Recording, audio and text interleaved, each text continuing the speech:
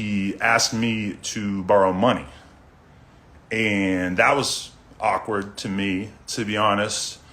I left him on red, which I'm not totally proud of because, you know, it would have been a little bit more mannish to respond and just be like, nah, I don't do that. Because, I mean, of all the homies I've had over the years, especially people who work with me, especially if you work with me, when it comes to letting people borrow money, I really don't like it. Because if you work for me and I'm letting you borrow money, I just feel like it puts us in kind of a weird spot where I don't want to be bugging you and I don't want... And to be honest, like, a lot of times with talent and stuff, it's kind of like, listen, if they need to borrow money here and there, you let them borrow money once, and then you just, that's good because then you don't really have to do it again. Or if they ask you again, it's like, well, bro, I already let you borrow money, so it's kind of whatever. But either way, when he asked me that, I'm like thinking in my head, I'm like, well, I'm already letting you use the fucking studio space and all this shit.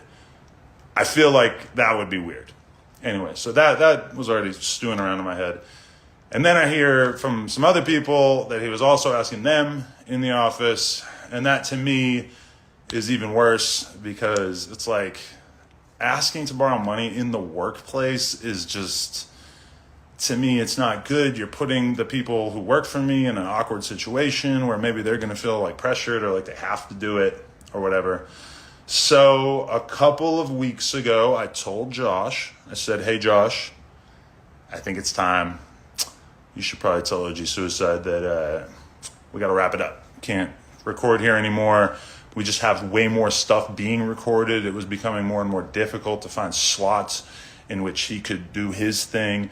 And we've also just kind of accepted after letting him use the studio for 9 months that this was not going to turn a profit. Because, you know, hypothetically, let's say it even made $2,000 a month and we were splitting that. Well, the $1,000 a month, which is nothing to a business the size of No Jumper, it at least would like cover the studio time, or it would begin to cover the cost of the employees that we've had cutting stuff up for you and everything. Because I mean, keep in mind, like, we were having our employees create TikToks for them, you know, edit the photos, edit the podcast, upload it, create thumbnails, all this stuff that, like, realistically, as I say it now, I'm like, holy shit, that is a lot of fucking work and a lot of goodwill. Just like probably one of the nicest things I've ever done for somebody who was trying to get a YouTube channel off the ground.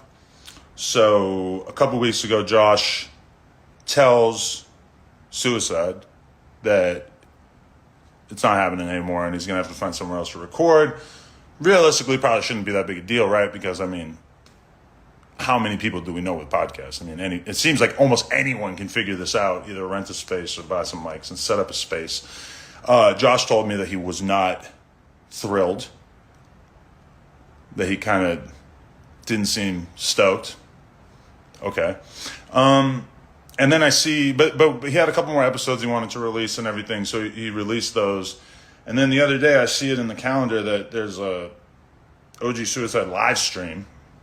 And I actually said to Josh, I'm like, you think that's a safe move? You know, he's on the way out the door. We're going to put him on live stream. He can say whatever he wants. Not that there's anything, like, you know, in particular that he would be able to say or that, you know, we were worried about him saying, but I was just like, you sure that's a good idea? Josh told me, he gave me his word that he wasn't going to talk any shit or anything. Okay. So then this is the funny thing is you guys have probably all seen the video that he put out. I have not seen it. It was like 25 minutes. I'm like, I'm not watching this shit. But he put out a video where I guess he threatened to beat me with a chair or something. I don't know. As soon as I heard that, I was like, I'm not watching this shit.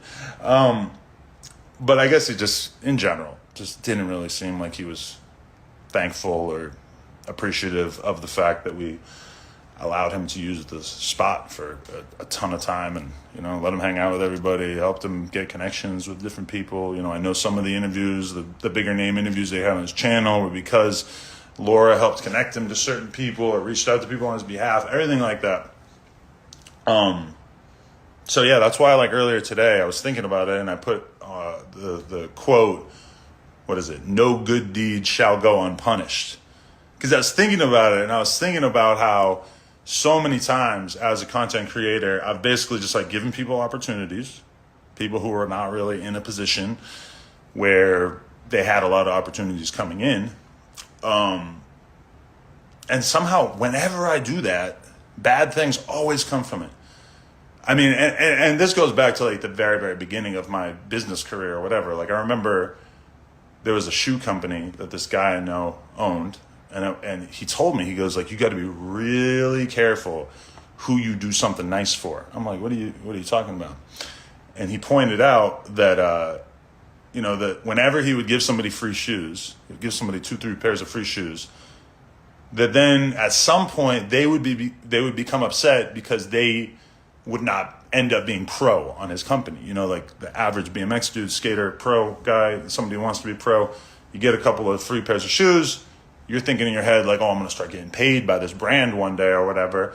And, he would always have the problem that he would give somebody 3 pairs of free shoes, and then when they decided to leave and they wanted to go start buying some different shoes or they got sponsored by a different brand, they would always throw some shade on the way out. They would always like kind of hate or like act like he was sort of fucked up or whatever. And it's just this weird, consistent thing. And obviously, anybody who's watching this, you're probably thinking, well, Adam, that sounds a lot like the guys who left your channel earlier this year. You read my mind.